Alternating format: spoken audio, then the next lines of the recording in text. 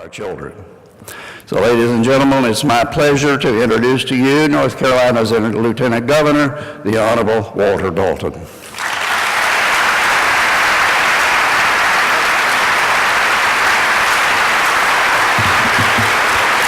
Thank you. Thank you. Dr. Huff, thank you so much for that wonderful introduction and for the invitation to be with you. My wife, Lucille, and I are very honored and privileged to be with you today. As he said, she is a former school teacher, a former school board member, and we know the good work that you do, and we believe in what you do, and we thank you for what you do. Stephanie Fonhul, it's great to be with you, our partnership president. I appreciate your leadership and your friendship. I'm so pleased to be at this National Smart Start Conference. I applaud each and every one of you for the work that you do in your respective states. If you are visiting North Carolina today, we welcome you to our great state. We are the variety vacation land. We have the mountains, and we have the coast, and we have the Piedmont in between. We want you to visit all of that. Come back often and spend a lot of money. That's the key. In North Carolina, we are very proud of our state, as I know you're proud of your states. We're proud of our legacy.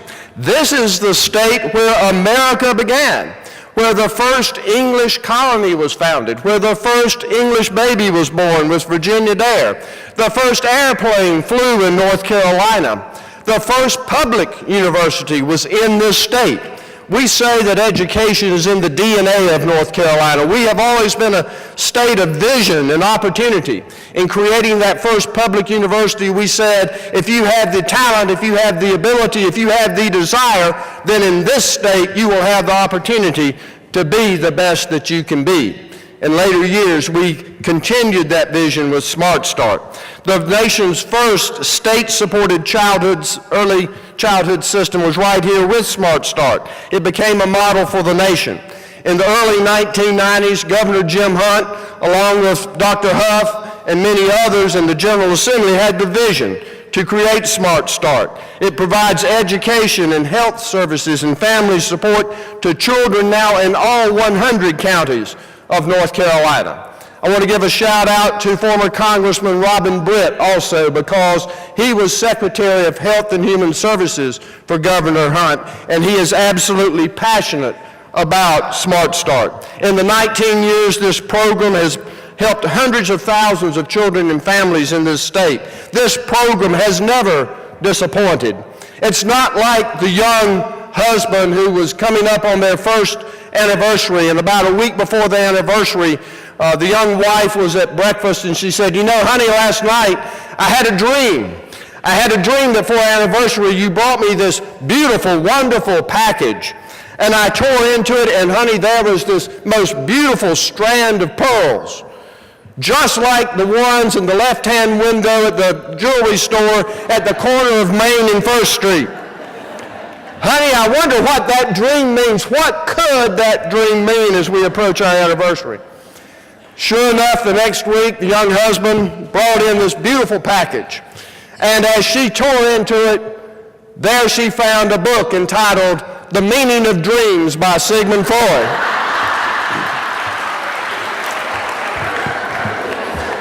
You don't do that. You never disappoint.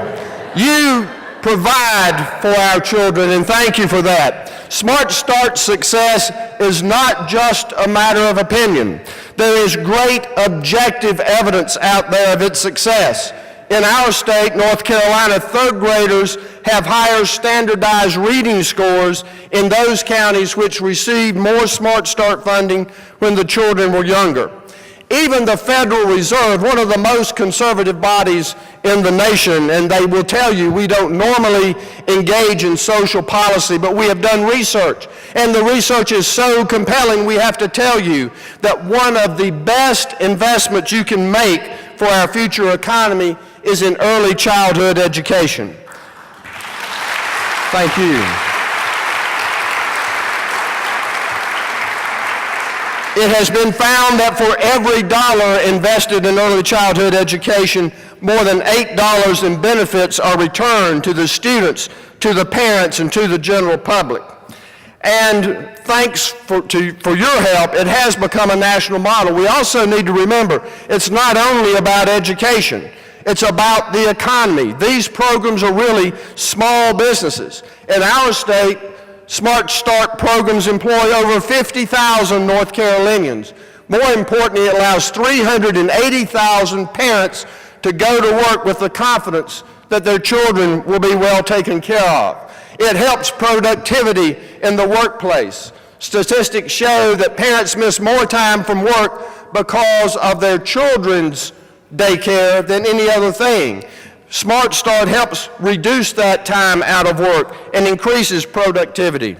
One of the reasons Smart Start has been so successful is that it's based upon public and private partnerships outside of the government bureaucracy. It has been backed by our state's top business leaders. It not only uses taxpayer dollars wisely, but it also leverages private dollars. Working together is so important. It's like the young minister up in the mountains of North Carolina. He had a new charge and went to this small church, and the membership was dwindling, but very quickly he built the membership up, and they loved him and thought he did a great job, but they said, "You'll never get the mountaineer up on the ridge to come down here. He's a loner. You'll never get him." Well, the minister took it as a challenge. So one crisp October evening, he went up to the ridge, and he knocked on the door. The mountaineer came to the door, invited him in, and they sat next to this warm, blazing fire. To his surprise, the mountaineer was very well read, and they talked about theology.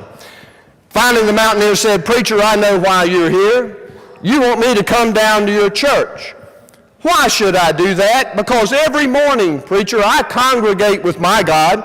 I get up and I go out and I breathe this crisp air. I hear God's voice in this brook that goes by my cabin. I hear him sing with the birds singing, and I look out over this vista and I see his majesty. I congregate with my God every day. Why should I come to your church?" The minister didn't say a word. He looked at the fire, he grabbed a poker, and he pulled out these flaming embers. And in the silence, they sat there and watched those red-hot flaming embers turn dark and cold and die. The mountaineer looked at the minister and he says, "I see what you're talking about. I'll be there on Sunday." You see, we burn so much more warmly, we give off more light when we work together. That is the beauty of Smart Start. These partnerships have been strong. Unfortunately, there are some today that are trying to fix something that is not broken. Last year, when the North Carolina legislature came into Raleigh, they proposed and did cut Smart Start and early childhood programs by 20%. I join you in fighting those cuts.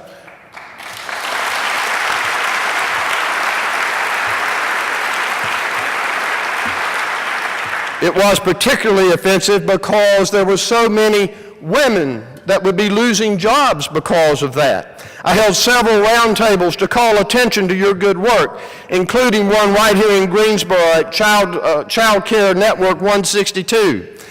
During those roundtables, I heard from parents and providers, and they were all saying the same thing, that early childhood education changes lives for the better.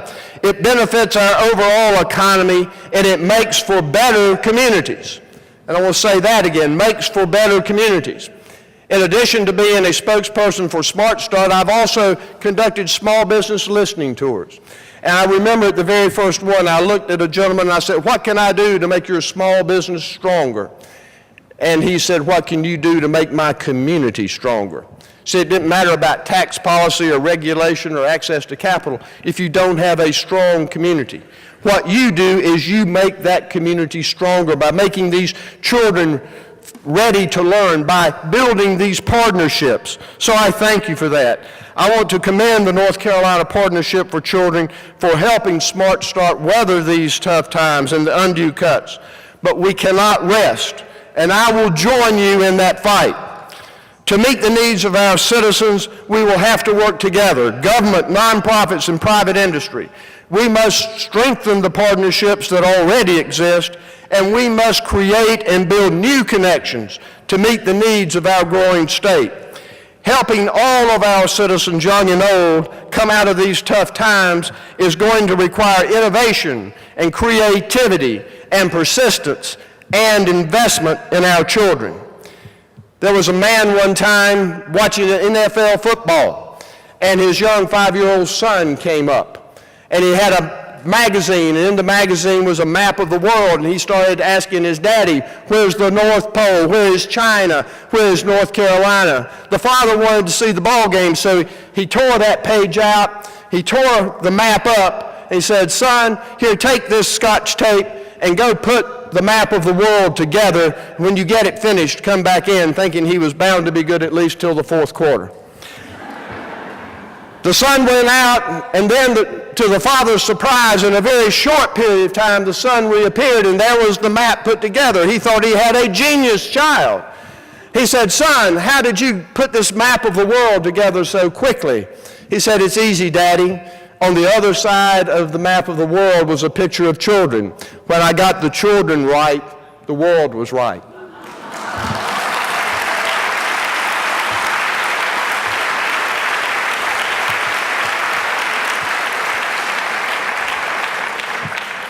That applause is for you because you're getting the children right.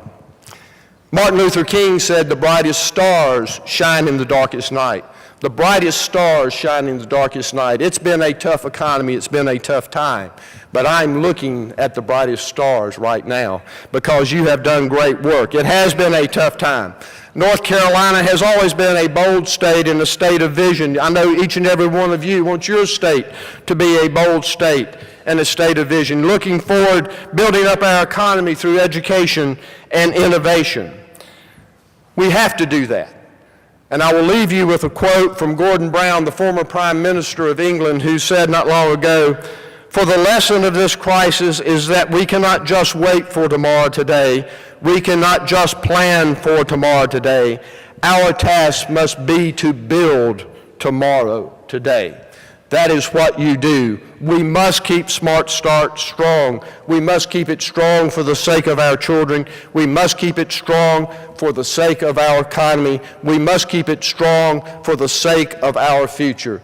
Thank you for what you do. I am honored to be with you.